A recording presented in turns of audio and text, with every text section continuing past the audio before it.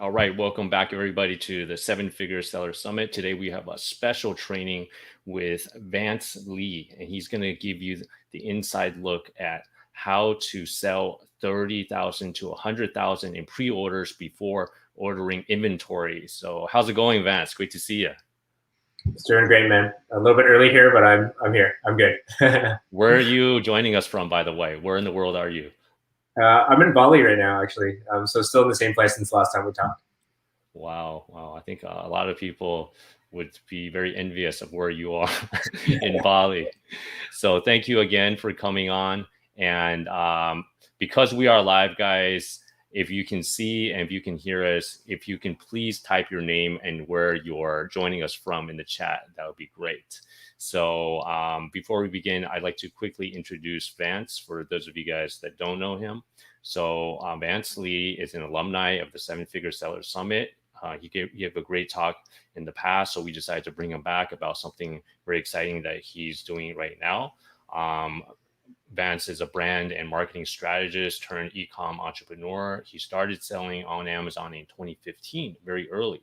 And since then, he really mastered crowdfunding to launch products and to grow brands. He's raised over $7 million in successful launches and also broke records with two of his own. I'm a big fan of some of his products. I personally bought some of his products launched on Kickstarter as well. So this guy, he's the real deal. And he also achieved the #1 most funded in their niches and ranking in the top 1% of crowdfunding projects of all time. So I think today is going to be a super valuable webinar. And then he's going to give this training for you guys. And 3 key things that I think you guys can take away. #1 is how to execute the little known yet powerful Kickstarter launch strategy. #2 is building an audience before you launch. And this is applicable for Amazon sellers as well. And #3 is building a brand and how this will increase your revenues, how this will decrease your risks, and also create a sustainable business. So Vance, before we get started, can you share with us who's this training for ideally? I think this is really for anyone who is interested in launching products on e-commerce. And ideally, I mean, if we're talking about brand and we're talking about building a sustainable business, this is for somebody who's interested in building a long-term business. And I think if you're here already and you're interested in building an Amazon business, you're not here to, I mean, not to hate on drop shipping, but you're not here to build like a quick, like flipping type of business where you just have a product and it does well for maybe 2 or 3 weeks or maybe a month, and then you have to find a new product again. This is really for people that are interested in e-commerce that want to build a sustainable brand and also without a business as well. All right, that's perfect. And I'd like to quickly give a shout out to some people joining us from all over the world. Welcome Richard from the UK, Peter from Sydney, Australia, g'day. Welcome Gary from NYC, New York. Elfrida, nice to see you from Florida. Hi Judy from California. Valentina from UK. And VP from Toronto, and Kevon from Scotland. All right, looks like we have a global audience today. So Vance is going to start his training. And if you have any questions, feel free to drop them in the chat. And then Vance is going to cover your questions at the end. All right, so I want to go ahead and hand it over to Vance. I know he has an action-packed presentation. So let's get into this. Vance, would you like to share your screen? Yeah, let's do it. There we go. All right. And quickly also, I'd like to welcome Nikolai from Orlando and Jen Shu from Toronto and Rebranding Me from, I believe that's the UK as well. All right. Excellent, guys. We're good to go? Can you see the screen? Yes, I see the screen. I don't know if you can see my face, but I'm getting a lot of glare from this light above me. So next time I know I won't be in this room doing it. But yeah, thanks a lot for having me, Gary. Really appreciate it. Like Gary mentioned, I've been on the Seven Figure Seller Summit before, and it was really awesome just to have you guys as a really cool audience. So back again. So today we're really talking about this launch strategy that essentially is going to hopefully change the way that you guys look at launches from now on going into the future. So a little bit about me. My background is, I used to work 9 to 5, and from there I started a marketing agency back in Toronto, Canada, where I'm from. And it wasn't until I traveled to my first time to Asia in Thailand that I decided I wanted to build a location independent business. And that's what brought me to FBA. Lots of mistakes, lots of learning experiences, but eventually that led me to crowdfunding, which is one of the avenues that I really focus heavily on now to launch products and brands. So I raised a lot of money through launches within crowdfunding.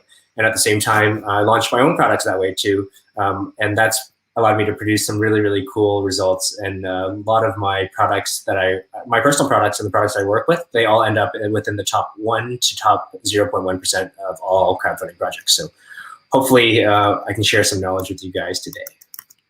So the section I call Nuggets. So how you'll get value today.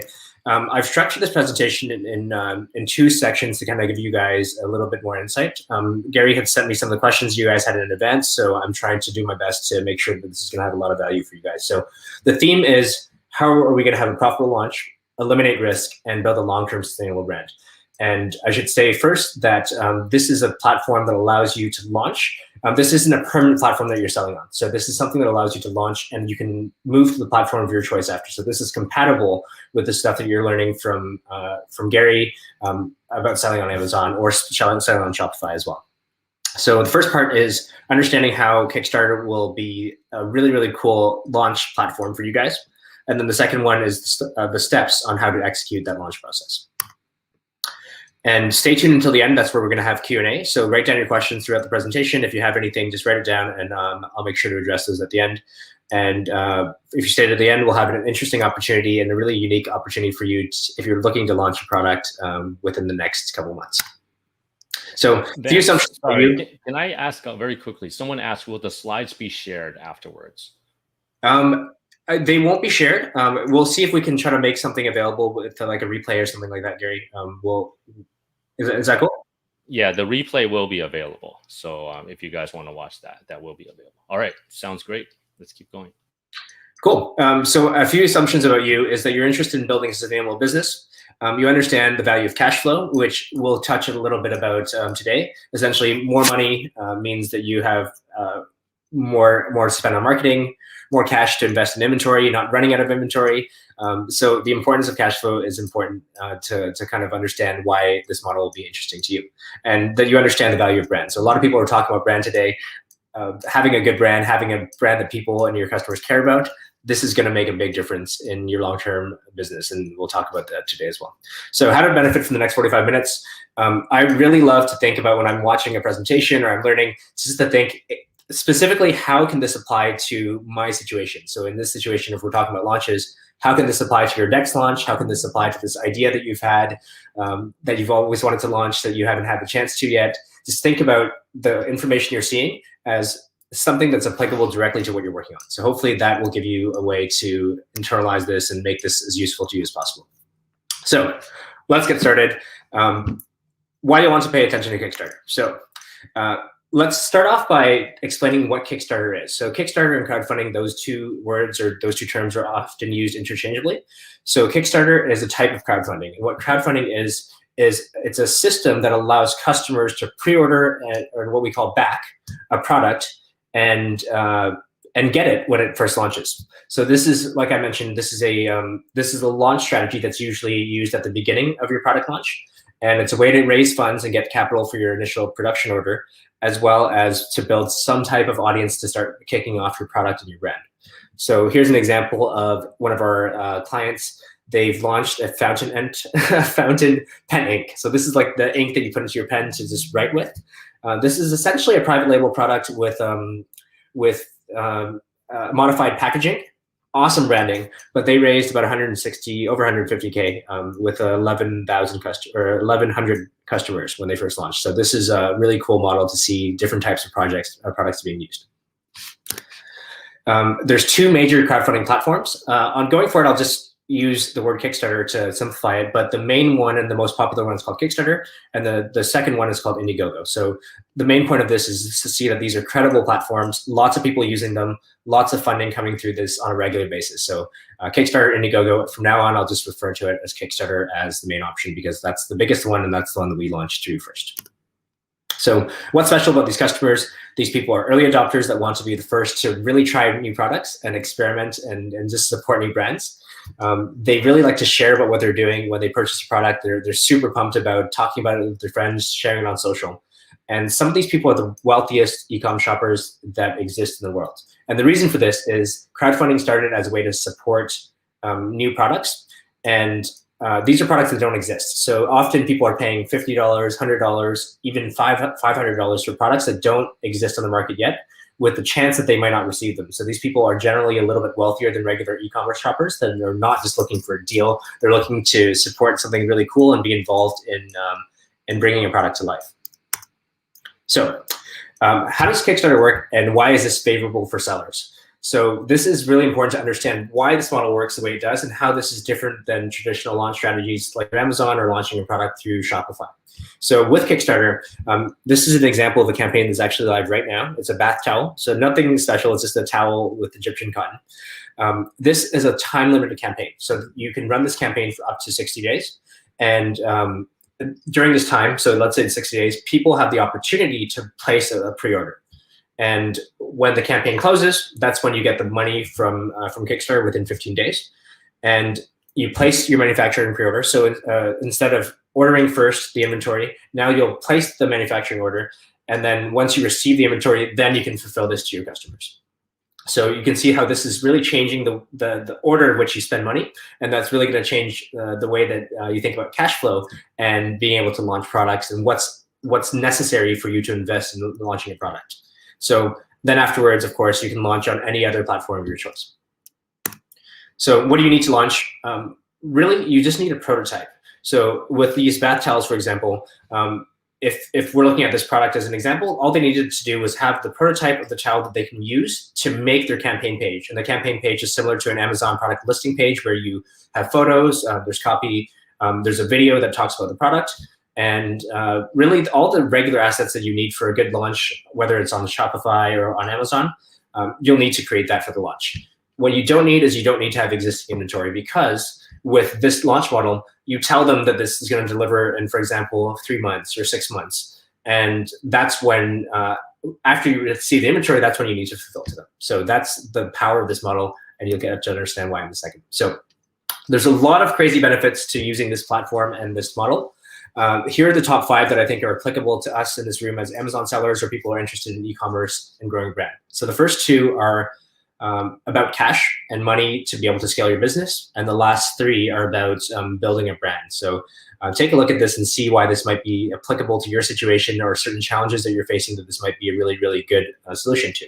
So here's just an example of one of my first projects, my coffee project that I launched on Kickstarter. So number 1, profitable launches.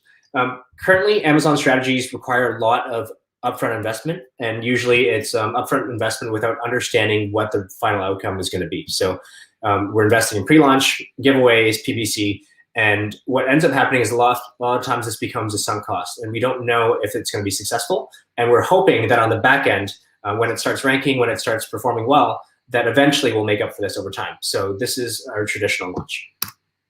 When we look at something like Kickstarter, the initial phase is the same. We're going to have to develop the product, and we're going to have to get prototypes and samples and that type of thing to understand if the product is going to work.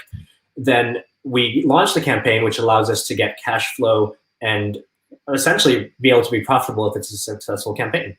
So the goal is to be able to switch this and be able to get the cash up front and to be profitable up front rather than waiting for the back end. Maybe some of my projects or my products on Amazon have taken like 6 months to 8 months to become profitable. So our goal is with Kickstarter to be able to jumpstart and get profitable first, and then use the cash to grow the product and invest it into launching, for example, on Amazon. So along with profitability, minimizing risk and positive cash flow. And this is just showing the charts side by side so you can understand that the beginning is the same. When we launch and we invest in developing a product, it's all going to be the same. But the idea is that once we're able to get cash in advance, that's going to allow us to be able to take that into investing into inventory and deciding how much we want to do that with not purchasing a lot of inventory and being able to not essentially not sell it or not be sure what's going to happen with it afterwards. We get the orders, we know exactly how much people are ordering, we take that, and then we place the order with our suppliers. and any additional that we want to use for launching on Amazon or even on Shopify. So the next part, I think, is what we're really here for. The value of building a long-term sustainable brand is a lot of the focus around a lot of new and even very, very successful Amazon sellers right now. So it's really difficult to build a brand on Amazon alone, because you've probably heard about this in other presentations or people talking about building a brand on Amazon. It's the Amazon's don't belong. The Amazon's customers don't technically belong to us, because we don't really have a direct way of communicating with them. And when we launch through Amazon, we might be able to sell millions of dollars of worth of inventory through them, but we don't end up ever having a direct relationship with the customers, and that doesn't allow us to build an asset. So with something like Kickstarter, your customers become your fans. You get access to their emails right away. You can talk to them right away. This is really what allows you to build a relationship with them, and it allows you to allow your business to launch other products in the future, for you to grow the relationship with your audience, to essentially to turn your business into something that's sustainable long-term, rather than having to start over with every single product. So my first project that I launched on Kickstarter was my first coffee product, was the one that's on the top here. And I launched the second one 3 years later. And with that, about 5% of our initial audience ended up becoming backers again. So they supported the second project. So you can see, even with a small percentage of people that are returning to support my second product in the coffee category, that still led to about $40,000 in sales. So really the goal is, how can we enable and get excited with our existing audience to get them to support future products or support future things that we're going to be doing in our business. That's really the value of being able to build a sustainable brand. The other value in Kickstarter is that the page, the listing page that we run the campaign on, always remains there publicly. So this is something that when people search on Google your brand or the product name, it'll always be usually within the top 3 search results, even before my own main website. So this is something that, if you have a good campaign, people will see this. It gives you credibility, and it gives you a lot of opportunities that opens up as a result of people seeing this and seeing that your brand and company is legitimate. And the other one, with the same campaign with the first coffee product, often a very successful campaign will get you PR buzz and credibility. All of these are not paid. These were things that just got picked up from people wanting to talk about coffee products and a lot of coffee niche websites. And so this became something that just built a lot of credibility for our product. And eventually that led to wholesale opportunities and a lot of traffic from external sources that led to our own Shopify website. So those are the 5. So maybe I can hear from you guys. You can drop it in the chat which one of these, or which 1 or 2 of these are most exciting for you. Just kind of drop that in the chat to let me know what's exciting for you guys about this launch strategy so far. Awesome, Vance. Do you want to keep that on the screen for a second so people can give them a minute? And so I see there's 5 choices, right? Do you want to repeat them again so people are clear? Yeah, profitable launches. So having money up front and being able to just to be profitable on the launch itself, minimizing risk and positive cash flow. And that's well said by itself. Building a long-term sustainable brand with fans that care about your brand. Public social proof. So having credibility for your product or your brand, within the interwebs, and being able to get PR or credibility outside of, from outside channels. Yeah, I think for me personally, number 3 is a big one, like building your 1,000 true fans, right? I mean, if you can build that, whether it's your first product or your second product or third product, you have an audience that you can keep launching to. And this was one of my struggles, selling on Amazon, because as you said, Amazon controls all the customer info. You can't get emails. I mean, and with every subsequent launch, it's really hard to retarget your existing customers. But that's just my personal opinion. I'm curious what you guys think. If you want to type which one you feel is more important in the chat, is the most important to you, 1, 2, 3, 4, or 5.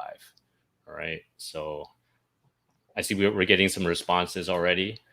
So Google Plus user, benefits 2 and 3 are the best for me, though all 5 are good. Peter says number 2, minimize risk and increase cash flow. Yes. Jen Shu says 2 and 3. VP says, love the social proof. Yeah, that's number 4. Great. Carol says, profitable launches, number 1. Benji said 1, profitable launches. Valentina says build a long-term brand. Yes. Nice. Excellent. Love it. Cool. We're on the right page. Very cool. All right. Okay, excellent. Let's Cool. keep going, guys. We'll save you questions for the end. This is good stuff. Let's move on to understanding a little bit about the strategy and how to execute it. And I'll do my best to kind of walk through this and give you guys the overview. But before that, I want to talk a little bit about how I ended up with experimenting with Kickstarter to begin with. I started as an Amazon seller at FBA in 2015, like Gary said. And my first product was actually a big success.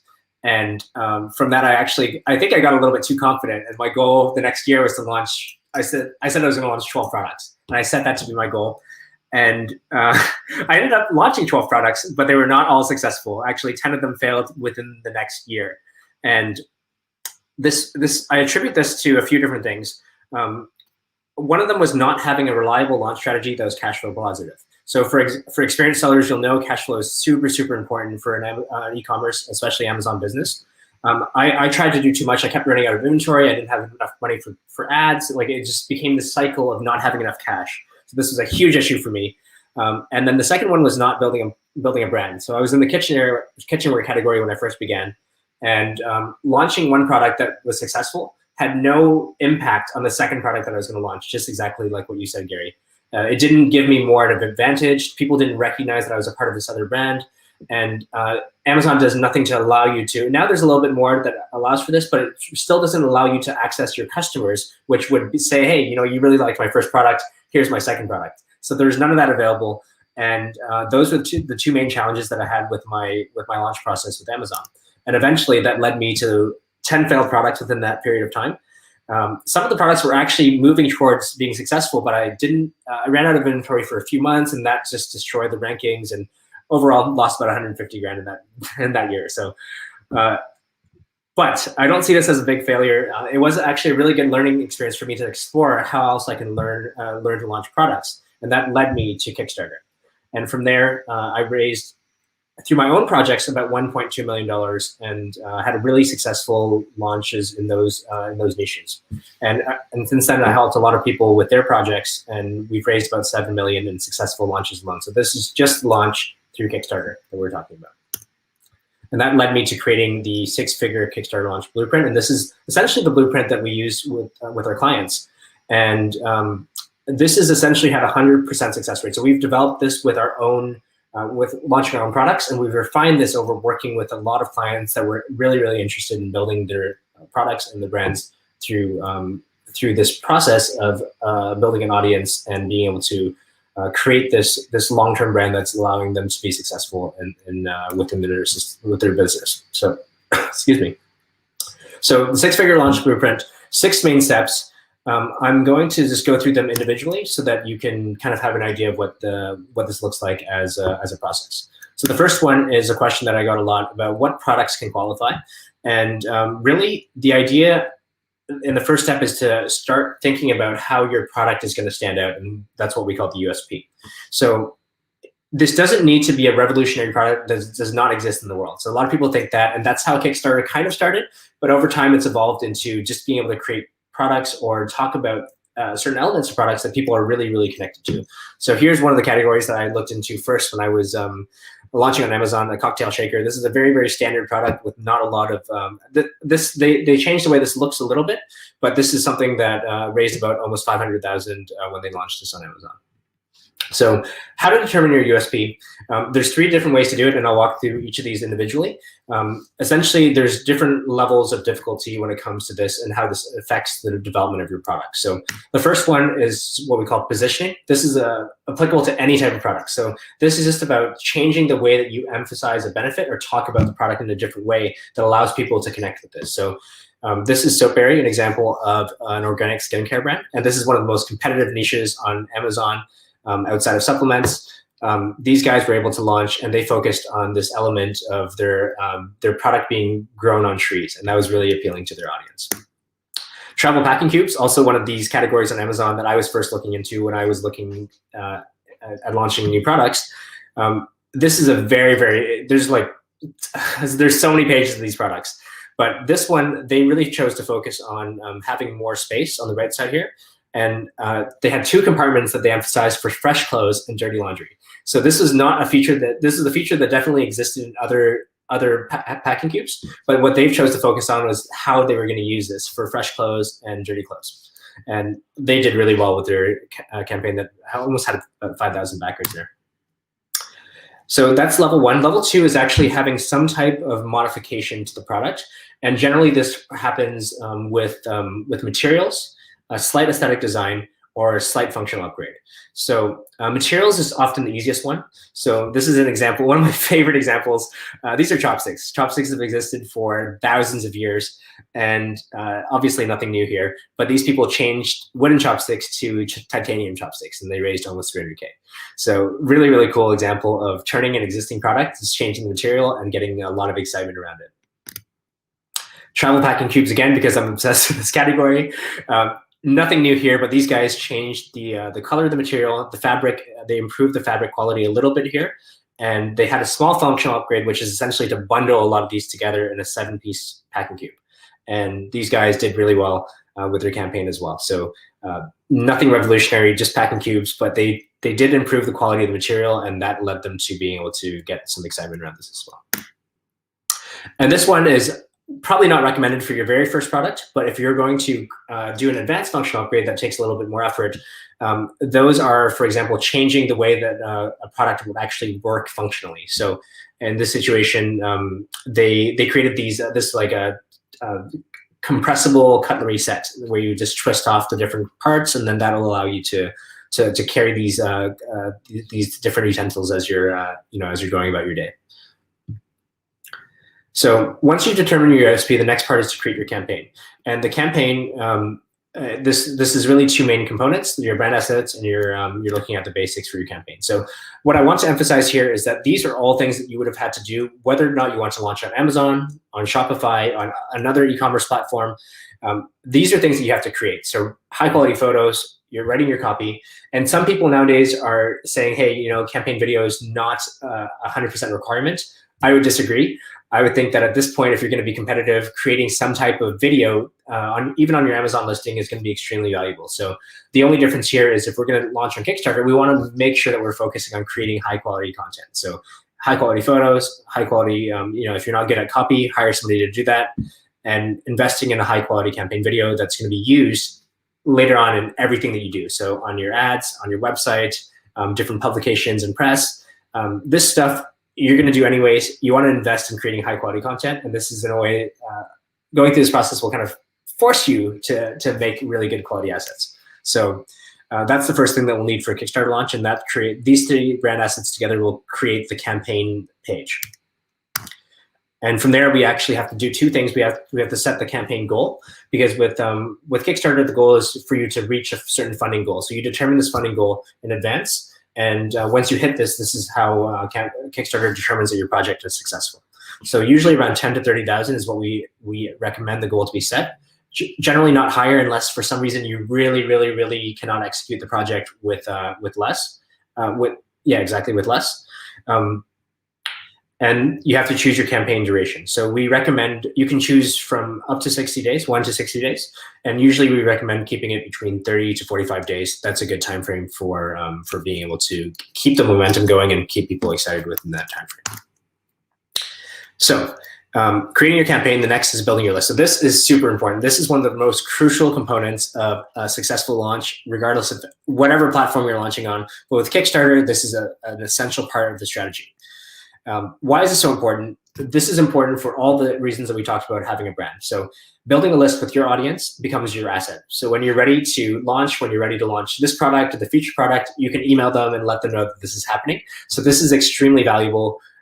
Maybe you launched a product and then you're having a sale because you're now moving it to Amazon. You might give them a discount that they can share with family and friends, and that becomes a different way for you to start growing your engagement with your audience for them to produce. For it to produce financial results, but at the same time, you're just deepening the relationship with your audience. So it's your audience, your asset. It can support your current launch, and then in the future, you have this list for future launches. And at the same time, this allows you to do something that is not possible on Amazon, which is to increase the lifetime value of a customer. So if somebody purchases a product from you and spends $50, that's the lifetime value of the customer at $50.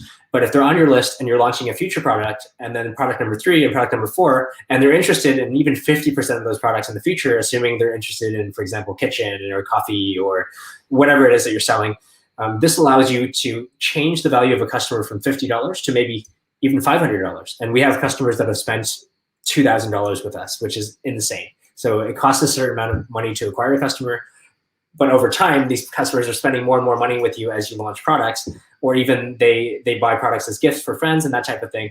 And that allows you to really, really capitalize on that relationship that you have with that customer. And of course, because of these things, you have the value of your business really, really goes up, because any business that's on Amazon that doesn't have a list is valued at a lot less than having that exact same business producing this same revenue. And let's say you have a 10,000 person or 30,000 person list, that business is worth a lot more. If you'll talk to anybody that's done exits or have exited a company that they've built, a list contributes a lot to being able to be able to raise the value of your business. So we like to look at this in 2 main categories. So the first main category is what we call future customers or fans. So we're building a list of people that are interested in our product category that's going to be interested in our product when it launches. So here, there's different ways to do this, whether it's paid or free. But the main thing is to understand where they hang out. So if we're going to be looking at coffee enthusiasts, for example, we might find that we can target them on Facebook through a paid medium. So from traffic to a landing page opt-in, that's something that we can do. But we can also do this in a free way, where there's a lot of different coffee communities on Reddit. There's people that are there's like coffee enthusiasts groups on Facebook, and there's a lot of different ways where we can interact with them there and get them and share our product and get them excited about being involved in our product and our brand. But on top of customers, we actually find that there's another category that's super valuable, which is influencers. So when we talk about influencers, we're not talking about just people that are seen as social media influencers. So people with models on Instagram, or people that are just talking about workout supplements on Instagram or Twitter. We actually have 5 different categories of influencers that we focus on. And that includes people like industry experts, or even people that have access to different audiences that are what we call community admins. So if they're like admins to Facebook groups, or they run a forum or something like that, or even live communities where they have, like, for example, they run like a running group in Toronto, for example. Those people have access to big audiences, and these are people that we can enable that will support us through launches as well. So there, it's really important that we focus on quality, which means essentially, are they giving us access to the audience that's going to be interested in our product, rather than just this person has 1 million followers. So we focus on future customers and influencers, and we build this list that's going to eventually support us when we launch. And next up is launching. So launching strong is really just about enabling that list that you've built and activating them to purchase and be involved in your product. So this was my second coffee product, Evency, these glasses that you drink coffee in. And the idea was, when we launch, we want to enable our list to be able to purchase within the first 24 to 48 hours. Right away, we want to get them excited about the product. When it launches, we want them to buy. And what this does is this allows us to jumpstart the Kickstarter algorithm to say, okay, cool, there's something happening with this product. We want to pay attention to them. We want to know, we want to start ranking these guys because they're getting attention. And other factors that influence this are how total number of backers, amount of traffic to the page, and how quickly you reach your funding goal. And of course, this is not required, but it's highly recommended, is to be able to leverage PR. So there are a lot of PR opportunities are free. You just have to be able to reach out to people that are in the relevant publications. But some of them can be paid as well. But the idea is you want to leverage PR during the campaign, because that not only allows you to drive external traffic, but at the same time you start building your credibility of this product so that people can start seeing it in different channels and they become interested in your product over time.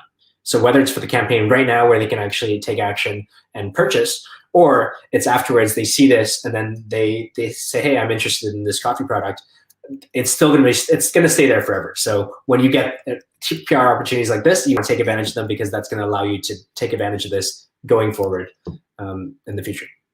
And the final part of it, which is really cool, is once you once you have customers that have purchased with you on Kickstarter, they immediately become your community. So you can contact them right away. So it's not like Amazon where you don't have access to the emails. You can immediately send them messages. You have their emails, so you can reach out to them. And often people that are supporting new projects really want to share about this. So you can leverage your own community to start promoting the project for you.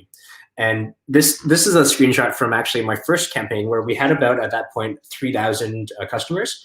We submitted a survey to try to get some understanding about our audience, so we can understand how we can market better. And within that period of time, I think within 2 weeks, we got 2,400 responses. So you can just have an idea of how engaged this audience is and how you can use that to support growing the launch, or even getting referrals to family and friends, or just having people share about this publicly. So next up, this is pretty standard, fulfill orders. So like I mentioned before, you get your cash within 15 days from Kickstarter. So the only difference between this and Amazon, for example, is Amazon, you order the inventory first. Here, we close off the campaign, and then we have the cash, and then we place the order with our supplier. There's a little bonus that I've added here, which is the other platform that I mentioned earlier, Indiegogo.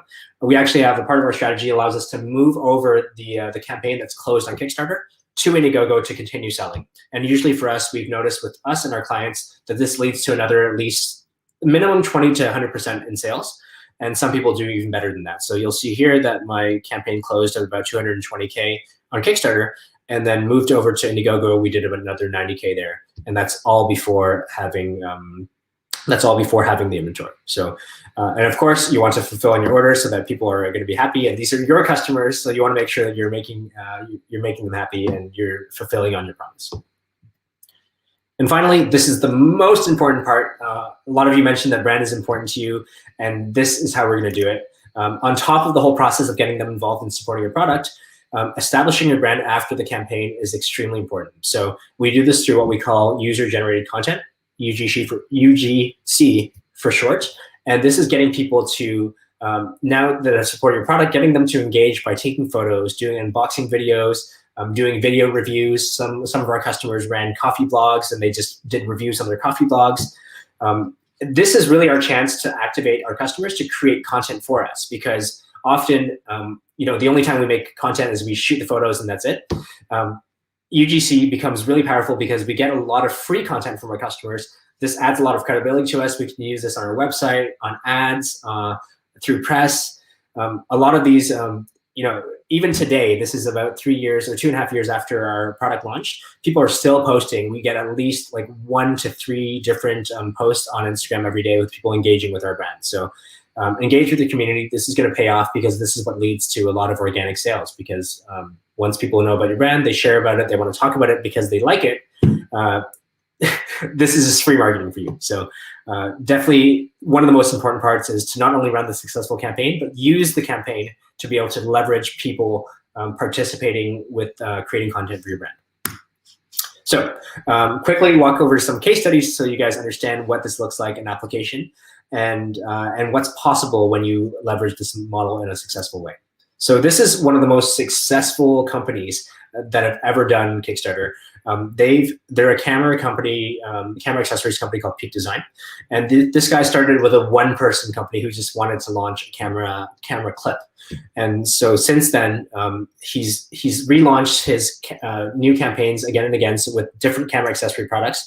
And you'll understand why this model is successful, because his first campaign raised about 350K and had 5,000 customers. And every time he launched a new campaign, he could remarket to those first customers and say, hey, are you interested in this product as well? So this is what we call compound interest marketing. And it allows them to essentially say, hey, you're interested in camera accessory products. Here's another one that I'm launching. Are you interested in this also?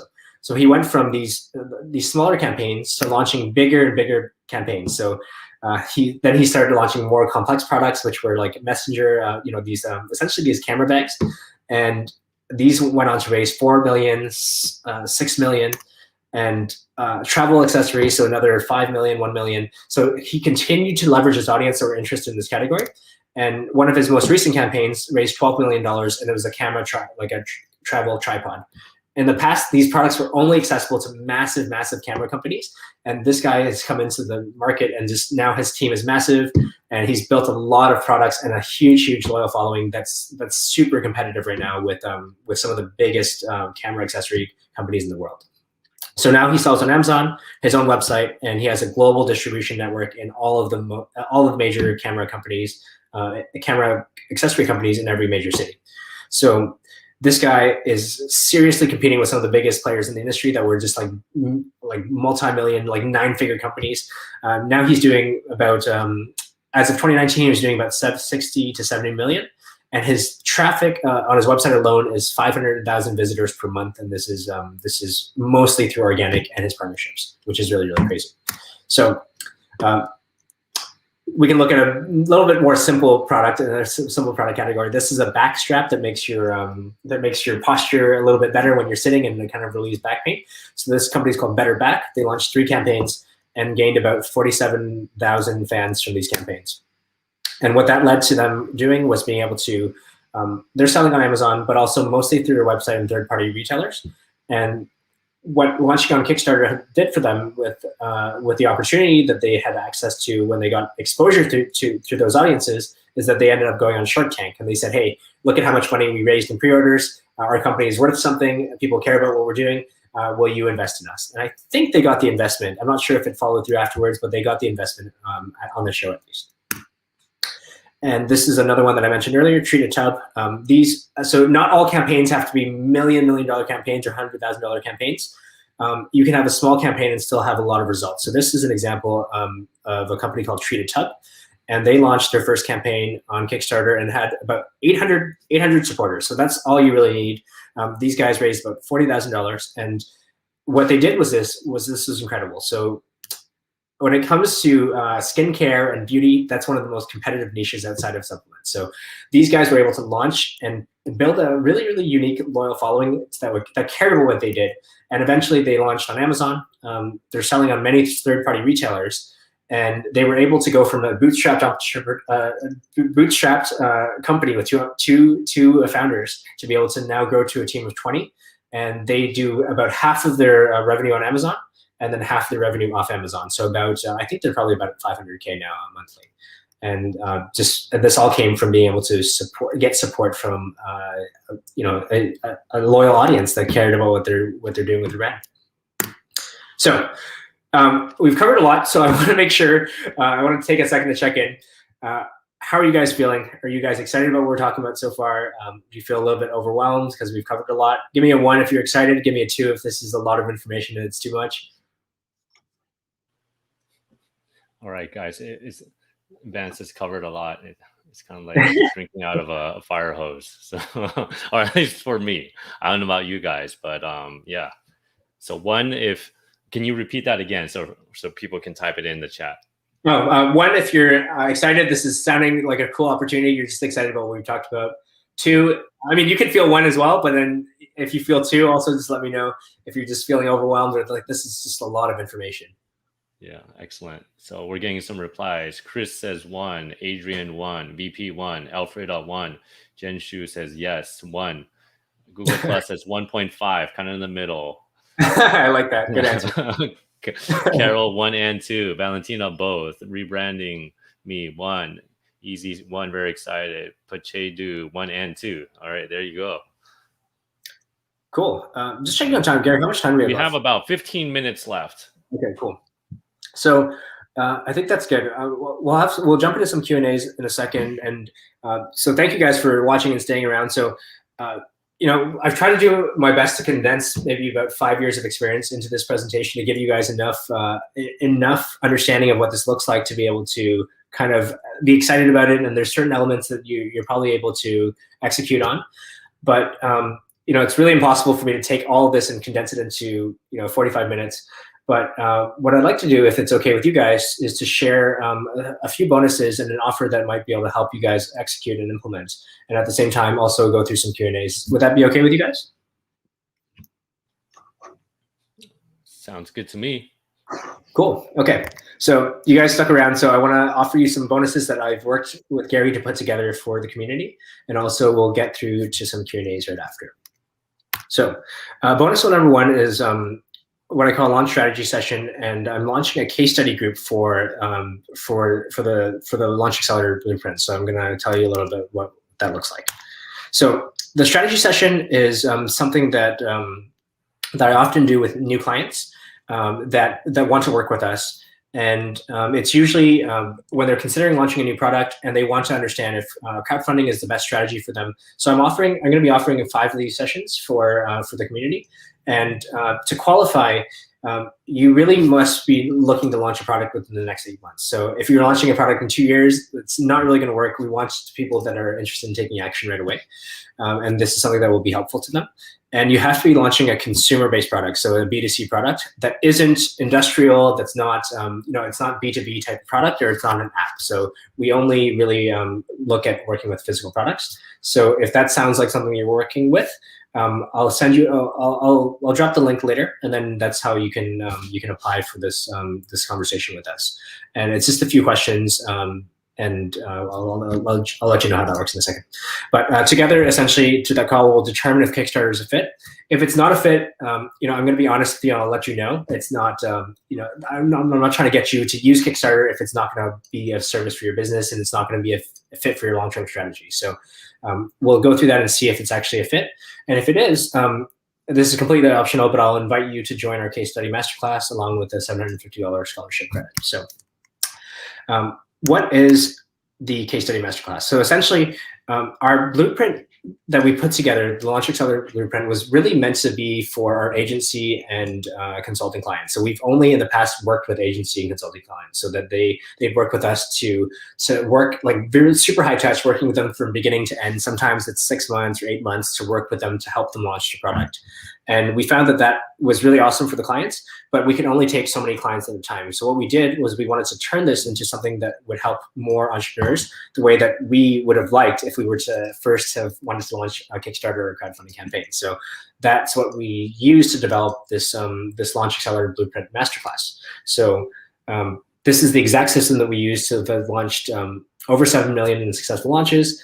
And everyone that we've worked with has had a successful launch that's been funded. So this is condensed to this 6-week accelerated blueprint masterclass. And so what we're doing with this case study, it's one of our first groups that we're launching this with, is we want to produce results. So that's why we want to make sure that if you're going to be working with us or you're interested in working with us, that you're ready to take action, that you have some time to invest in this, and that we're going to produce success stories working together. So we're accepting a maximum of 9 what we call launch hackers into this program. And yeah, if that sounds like something you're interested in, book a call with us and see if that's something that could make sense for your product and your short and long-term business goals. And what we've created the Launch Accelerator Blueprint for is to solve the 3 biggest problems that we had when we were launching, and also our clients have always had. And our clients have been Amazon sellers, our clients have been inventors, our clients have been people that are just interested in a product and they want to invest in a product. So lots of different types of people, but these are the 3 main challenges or problems that they all had. One is that they're uncertain about the product. The second is that they're concerned about risky or launch results that are not certain, and also complicated or like a process that they don't really understand. So this is why we created the Accelerator Blueprint. And that addresses, for example, under uncertain product, is my product a good idea? Will people pay for it? How will it stand out and be competitive when it launches and in the long term? With launch results, it's will my launch be successful? Will I lose money, or will I waste time? And finally, with the last one, it's about is there a proven step-by-step strategy? So we wanted to address these problems, and what we did was the modules in the Accelerator Blueprint capture and address all these individual problems. So with an uncertain product, our goal is to give you an idea. We do something called a market vision sweep, and it allows us to look at the market and understand, is there an opportunity here? Is there something we can do to potentially position the product differently, or present the product differently, or even make some type of improvements to the product that will make this a product that you're going to be confident about? And then next, we take that to involving our customers. So we not only build lists of customers, but we find ways to involve our customers in giving feedback when we build the product. So we ask them about what they like. Are there certain colors that they like or don't like? Is there a certain design that they like or don't like? Is there certain language that we use in the marketing that they prefer because it actually addresses their problems? And those are all things that not only allows us to market our product better when it launches, because we're going to have to write copy for this, but it's actually what we do when we involve customers in this process is we get them excited because they feel like they're participating and contributing to the project as it as it's developing. So what happens is when we launch, these people are much, much more likely to be able to convert. So this is not only about putting emails on a list, it's about getting people involved and getting them excited to launch, to support your launch when it happens. And the final one is to be able to have a clear blueprint. So turning really the entire launch process into something that you can execute on. That's really our goal within creating the masterclass. So Gary, you can help me drop the link if that's okay. So how to access this, like I mentioned before, it's just a quick, you can either access it through this link that Gary's going to drop below. Essentially, it's just livemyplayground.com/7fsaccelerate. And there, this is what we usually use for our application to the masterclass. But really, it's the same thing. It'll say apply to the next masterclass, but really just put in your information there. And it's a handful of multiple choice questions about your business. And from there, if it's a fit, we'll contact you and just have our call. And that's just the free launch strategy session that we're talking about. So, and if email works better for you, we do things pretty personal as well. So feel free to just shoot me an email, advance@livemyplayground.com, and we can just shoot you over the information to apply for that call. So how's that sound? Any questions about that? Excellent. I think we have a number of questions about. Okay. Why don't we save that for the Q&A actually, if that's okay. I'll just present the second bonus, and then that's something that you guys can actually get as well. Okay. Cool. Would that be okay? Perfect. Good. Yeah, sounds good. So bonus number 2, we have some resources that are free. So we have a few resources like some videos that we put together in this video training series, and a few checklists and a multiplier launch guide that we've put together to give you some more background on some of the stuff that we do with our launch process. And that you can access at 7FSS launch. If you're going to be contacting me for the previous bonus, you'll get access to these automatically anyways, so you don't have to do both. But if you're only interested in this, you can go through this process here. So you essentially go to this 7FSS/launch, and please use these links, because this is what's going to tell me that you came from Gary, and that's going to allow us to make sure that these bonuses that we've prepared for you are available to you. So 7FSS launch, that's going to give you access to some of these guides. And again, if you're interested in the previous, the previous session, you would get this anyways. Don't worry about that. You don't have to worry about doing both. Or you can email me down here and at that same email address, and just have launch in the subject line.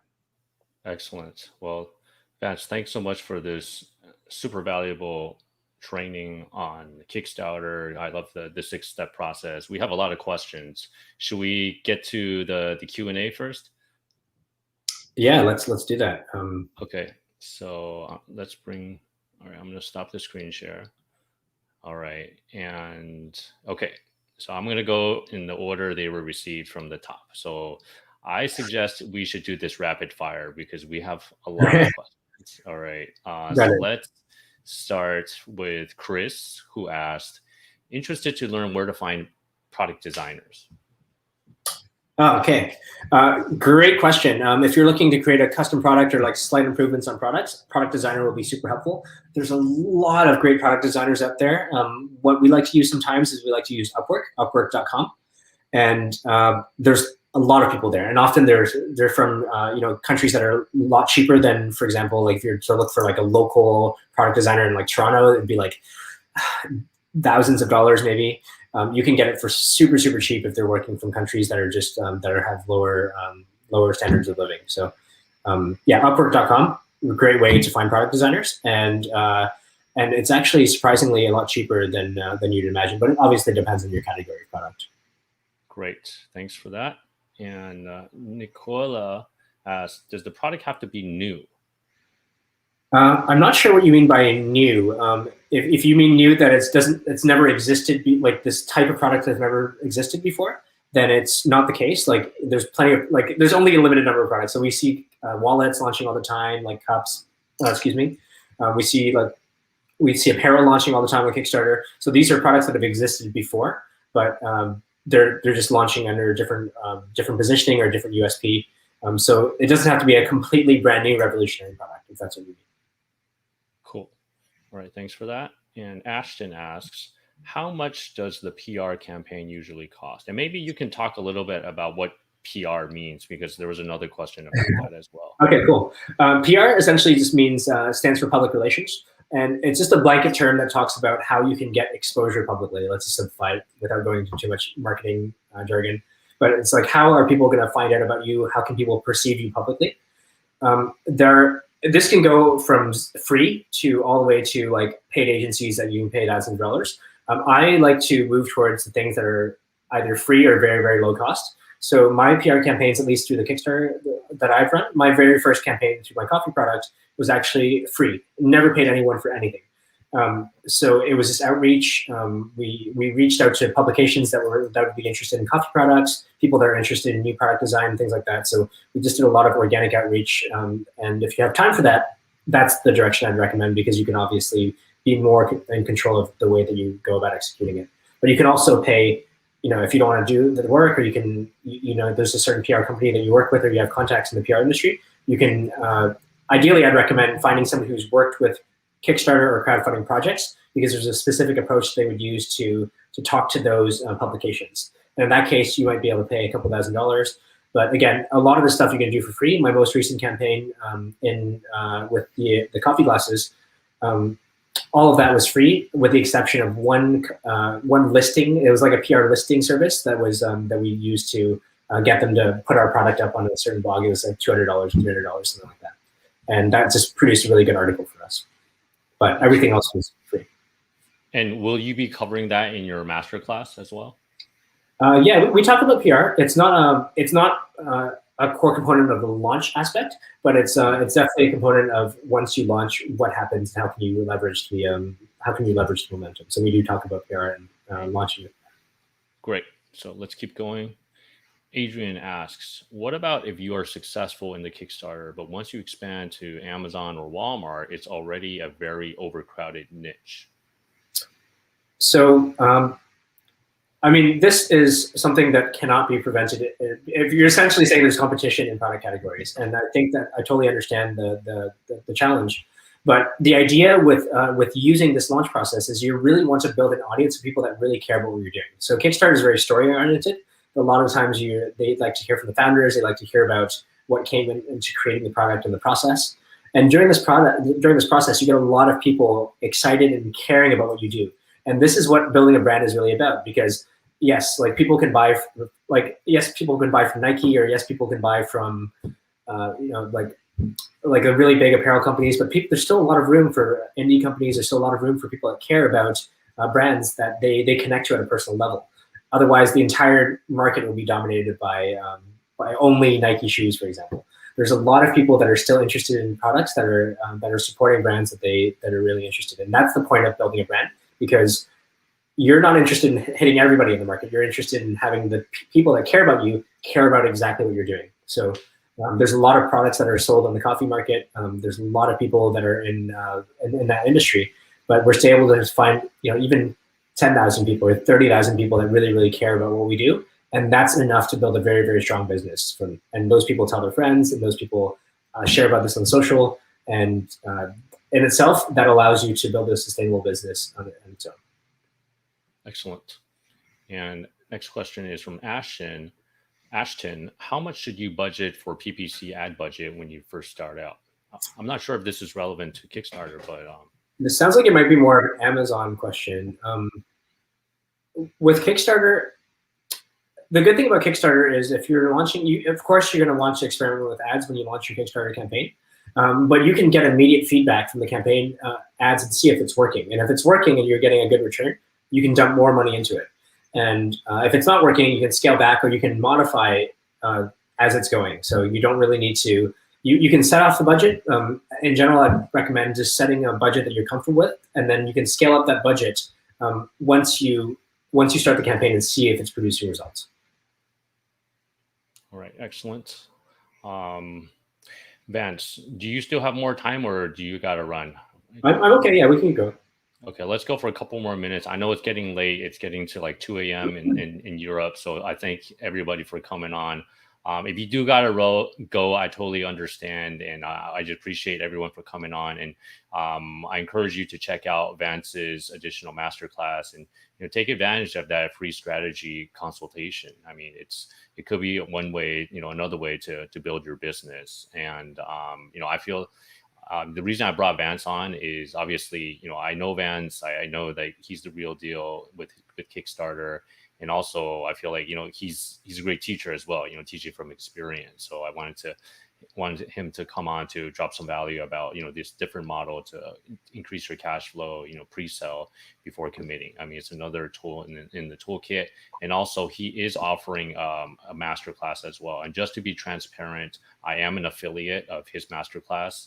So if you do join, we will get a commission from that. So I just want to be transparent, but either way, I hope everyone got a ton of value out of this. All right. So let's rapid fire through the rest of the questions, if that's cool with you guys and if that's cool with you, Vince. All right. Okay. Here's a really good question from VP. If you're not successfully funded the first time, can you try again with the same product? Yes. The short answer is yes. But I think in that situation, you just want to figure out what went wrong and then improve on those components. And you can do it again, but I think you would really try to. If it failed, it might have failed for a reason. So it might be that you might have to modify the product a little bit, or you might have to modify the positioning of the product so that it becomes more appealing. But it's no problem to attempt to try it again. Awesome. And Judy had a question. You mentioned 15 days. I think that was the length of the campaign. Is that an arbitrary number, or can I set longer days? Oh, good question. So 15 days is actually the time frame it takes for Kickstarter to pay you after the campaign ends. That's when you get the cash. The campaign itself, it's from 1 to 60 days. And generally, we recommend 30 to 45 days as a good range for the length of the campaign. Okay, cool. VP asks, do you have to create a product, or can it be a service? This is outside of the scope of this conversation, but like Kickstarter can be used to support charity projects, like documentaries, apps I've seen in the past, but that's not something that we specialize in. And I'm an e-commerce seller. I'm a product creator. So we really focus on launching physical products, and that's what we focus on. But you can use Kickstarter for other things. So if you're launching a documentary, you're making a movie, you're making an app, it's possible to get funded on Kickstarter for other projects as well. Cool. Jen Shu asks, what's the meaning of PR? Public relations. We answered this. Thanks for that. Easy asks, don't you have to pay an influencer to promote your product? Great question. I love this question. And there's a lot of situations where you might have to pay an influencer. But if you end up looking at my campaign, you can actually find these influencers that were there from all these crazy influencers in the coffee niche.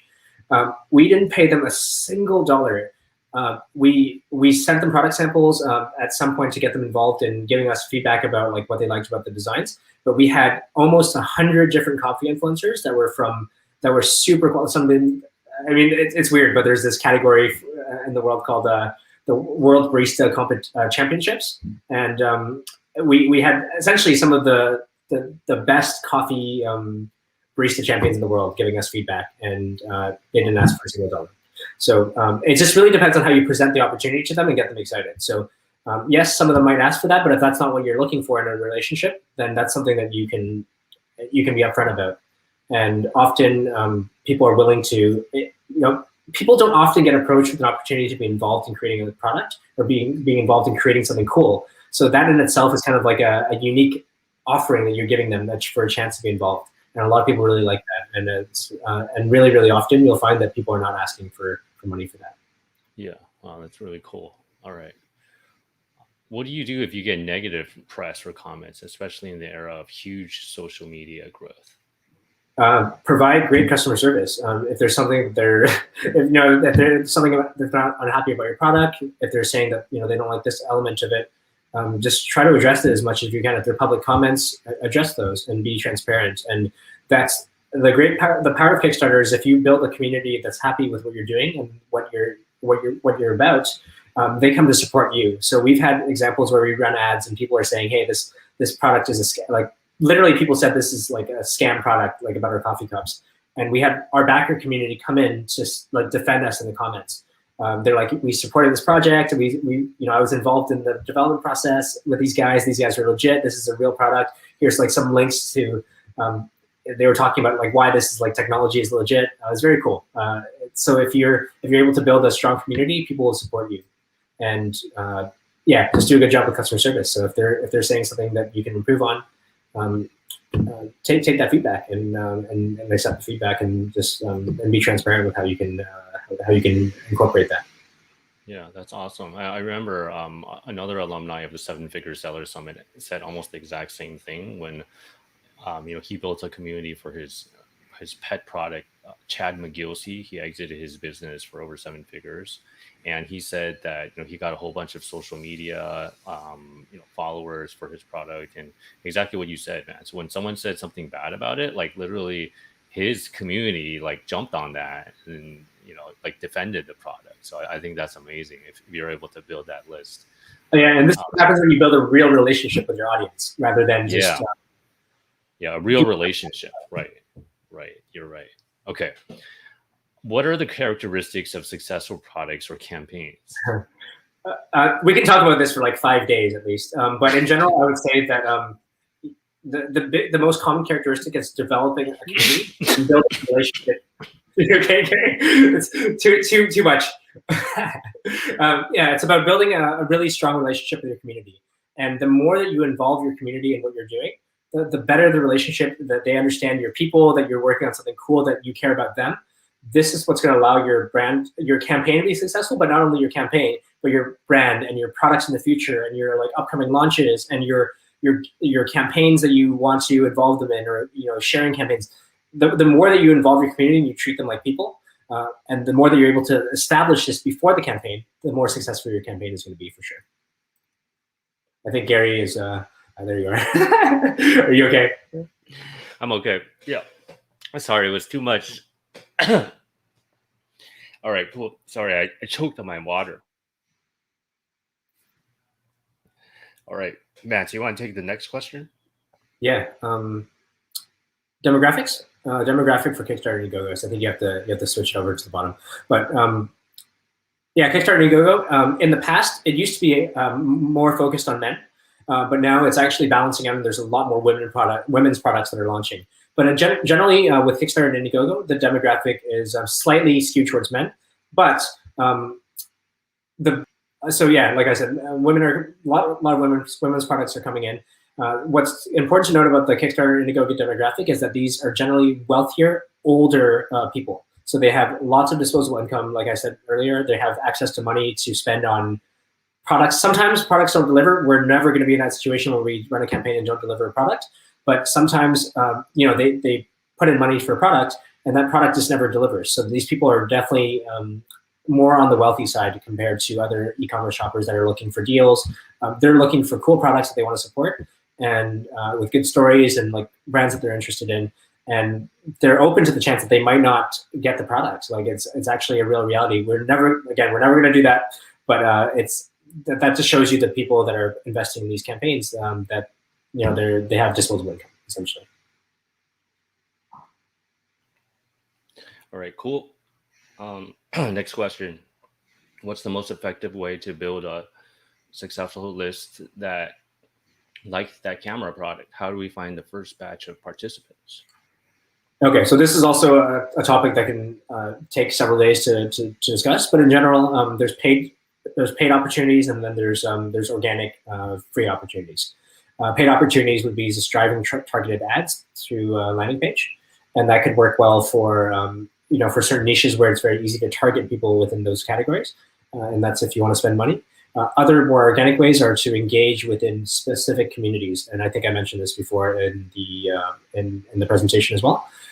Finding wherever your community hands out, whether they're like Facebook groups, Reddit communities, or even live communities, it's very possible to access communities that are going to be passionate about your product. And the more niche and the more specific, the more you're going to find that there's people that are super passionate. So finding out where your community hangs out and being able to engage with them through that medium, that really helps out a lot. So, yeah.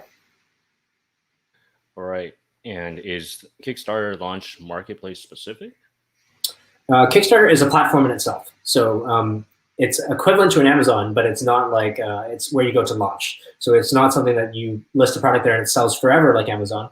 It's a platform where you go to launch, and it's only there for it's only live for a certain period of time, and then once it closes, it no longer sells on Kickstarter. Cool. And do you need to build your list first to bring to Kickstarter, or build your list through Kickstarter? They both happen at the same time. So not at the exact same time, but you'll be building your list to launch on Kickstarter.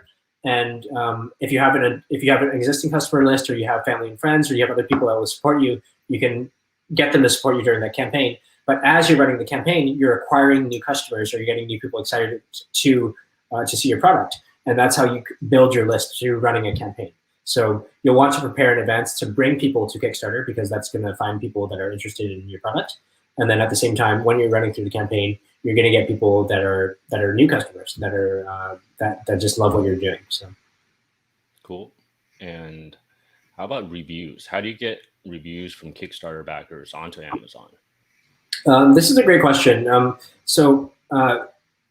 I would say that in general, it depends on if you're able to get people to leave like certain accounts right now are restricted from leaving, like having people leave reviews from non-verified purchases. So if that's the case with you, then you can't really get customers to immediately leave a review. But that is a possibility, to ask people to leave a review on your Amazon listing if it's still allowed. The last time I checked, there's some people that could do this. There's some people that cannot do this. Certain brands can or can't do this. So that's what I do. Gary, do you know anything about this, like leaving external reviews from somebody who hasn't purchased? Is that still? I'm not 100% sure, but Amazon is moving towards more verified reviews. And, yeah, they even can track like friends and family, and they'll take down those reviews for some reason. Yeah. So this is a bit of a challenge. So what I'd recommend for like I can drop like a strategy for you guys here. What I'd recommend is we can actually run a promotion when you guys want to launch on Amazon to your audience and say, hey, do you have family? You want to give this as a gift? Do you have family, friends that want to get like a discount? And when you give them, they already like your product. So at that point, you're telling them that you're launching on Amazon, and here's an opportunity to get like 50% off. And you don't even have to give it away for free. Like, they're willing to buy it because they paid for your product. So yeah, you can run a campaign with a promo code, a specific promo code, and then those people will purchase. And if it's them, they can leave a review. If it's a gift, they can also leave a review. But that allows somebody to purchase through Amazon and do that. So it's a cool little hack. Great. And Allison had a question. How would distribution work? Great question. This is also a really deep topic, but in general, it depends on your product category, whether it makes sense to ship from, for example, if you're manufacturing, assuming you're manufacturing in China, what we do is we ship 50% of our inventory to the US, and we actually fulfill through FBA. We MCF through Amazon, we use that to fulfill all of our US orders. And then the rest of the orders from the rest of the world, we fulfill from China. So it goes straight from our, for the Kickstarter campaign, it goes straight from supplier to a 3PL. There's lots of these, and they're actually very easy to work with. And those will fulfill to the rest of the world. And that's what we do, but that's just because we have a certain volume of product, and we actually focus on international. So you can choose to limit certain countries from Kickstarter as well, although I feel like it makes sense to open it up to the rest of the world.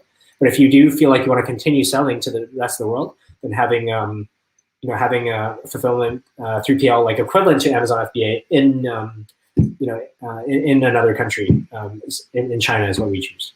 So if you're choosing like EU or something like that, you might choose something there as well. But if you're interested in this, you can shoot me a message and we can talk a little bit more about that offline. But it's a little bit more, it goes a little bit deeper depending on your situation, the size of your product, and but in general, you can fulfill through FBA. That's what we do. In the US, we fulfill through FBA. Cool. And Vince mentioned MCF, that's multi-channel fulfillment. That's an option that you can use through FBA, where you can have Amazon fulfill your orders off of Amazon, like on Shopify or Kickstarter, etc. Cool. Ashton asked, does the accelerator blueprint help with patents? We discuss patents, but it's not heavily focused on patents itself. So the patents is we'll recommend like what you can do to go about getting a patent and the process, because we have a patent for our most recent product as well. But it's not heavily focused. It's not about protecting IP in that sense, but we'll tell you about the process that we go through, and then you would go and look for somebody that can work with you on that in your local country. So if you're in the US, you'll look for like a patent lawyer in the US that will help you with that. So we'll support you in terms of being able to go in the right direction to protect your product. All right. And what about pricing? Is there an optimal price point for a product you want to launch? Honestly, it just depends on your category. Some products do really well because it's like a low price point category. Some people are selling like $19 to $29 products on Amazon on Kickstarter. Ideally, of course, if you can, you try to bundle it to make it a higher price point. So for the lower price point products, what we recommend is trying to create like 3 packs or something like that make it like a Kickstarter deal.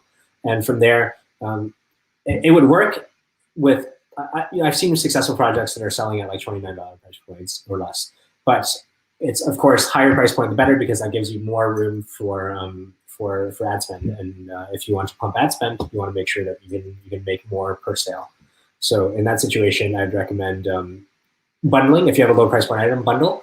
But optimal price point depends on your market. So if you don't want to sell too much outside of your market's range, unless that's the strategy. But just take a look at what's happening in the market. We go through this as a part of our market vision sweep to understand, like, can we sell this for more? What's the optimal price point? We worked with a student recently. She was selling kids products, so like toys, and within Amazon, the price range was like $29 or something like that for that specific category. And she thought that she would not be able to sell for any more than $29 to $49, around that range. We worked with her to do like a market sweep and for her to develop her next product. And she now realized that she can actually sell her product for anywhere between $99 to like $149 for like the base product. So that's changing like what she can see is possible within like the potential for a product launch. So we'll take a look at that as we go through the process to understand what can we really sell this for, and is there a way that we can actually sell for more that people would want to. And we can actually involve our customers in this process as well to ask them, like, what would you pay for this? Yeah, that's really cool. And I like what Vance mentioned earlier about the lifetime value of a customer. If you do have their contact info, if you build a relationship, you really can amplify that. You can really compound that versus Amazon. Normally, it's a one-off because you don't have their exactly contact info. Yeah, and this is not necessarily a necessity, but some people like to acquire customers as many as possible, even if they break even through this process. It's not. Everybody has different goals, but if your goal is to acquire as many customers as possible and make it up on the back end, that's a strategy that you can use as well. And they might have other products that they can sell. Like, let's say you're in the kitchen category and you have like 2 or 3 other SKUs. You can run the campaign for your current product, and you can backsell them. You can upsell them on the back end as well. And there's processes that you can use to just make more money as they check out from Kickstarter. We have a tool that we can use that allows you to sell your other products or like upsell the exact same product to more quantity. So definitely, if you have existing products, you can leverage this in that niche that you want to launch in. You can leverage that to make more money as well. We do about another. I showed you in that situation with Indiegogo. We do another like 50% within our most recent campaign, but we also upsold another 10 to 15%. So within that campaign that did 220K at Kickstarter at the way it ended, we upsold another 30K, about another 30K with our other products. So we upsold like our other coffee products and our accessories, and so we were able to take advantage of that. Excellent. And so we covered this. Vance, you do work with Indiegogo, right?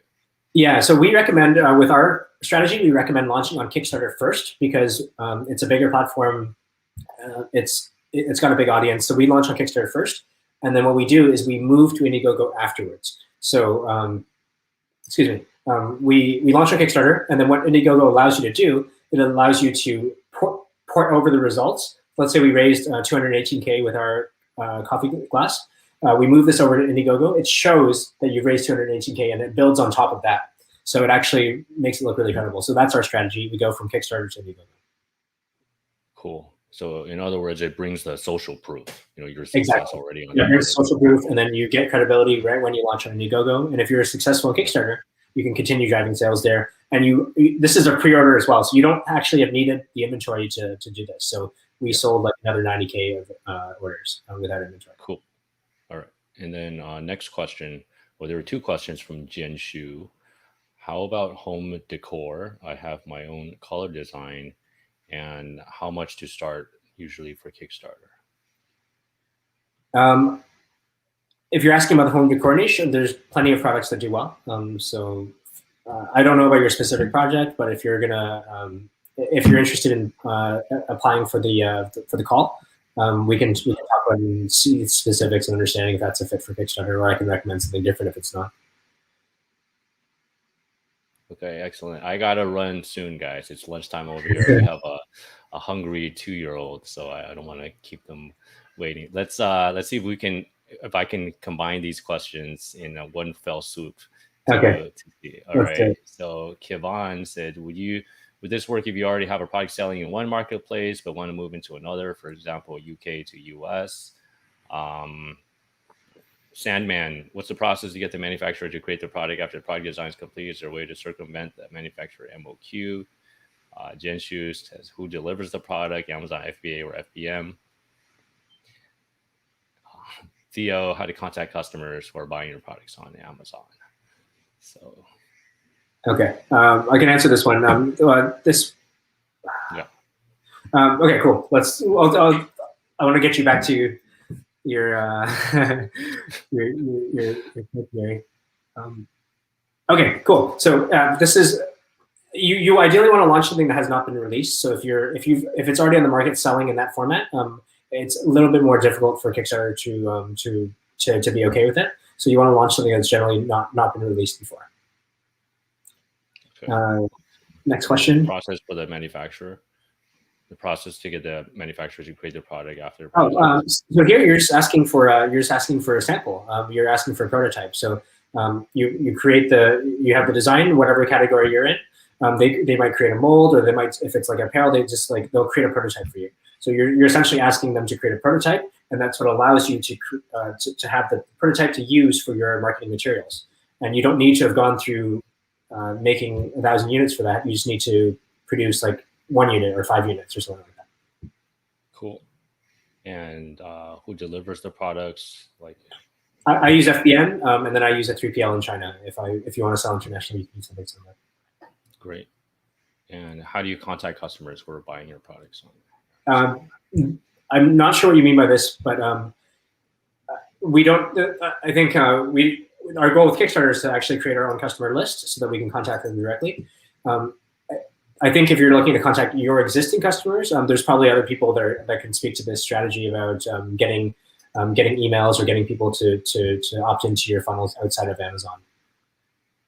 All right, great. So those are all the questions, and comment from Chris. We'll be in touch. We are selling coffee on Amazon. Would love to join the masterclass. Awesome. Yeah, let's. Cool. Chris, shoot me a message. We'll talk. Yeah. So Vance, before we let you go, thank you again so much for your time today and sharing all this tremendous value based on your actual experience. And for people that want to connect with you, could you, I'll bring up your slides again. Can you go back to that slide so people can see the bonus? Oh yeah, here it is. Does that work?